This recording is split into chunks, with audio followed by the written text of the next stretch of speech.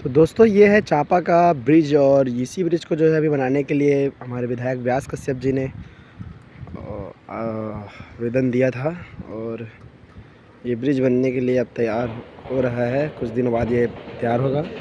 ये है railway bridge और ये है चापा का एक सुंदर नज़ारा। और यही जो ब्रिज आपको दिख रहा है, यही ब्रिज जो है अब नया बनने वाला है और इसी को जो है बनाने की बात चल रही थी। और यही जो ब्रिज है जो कि इसमें जब बड़ा बड़ा ट्रक जब चलता है तो ये हिलने लगता है, तो इसी को अब जो है बनाएंगे।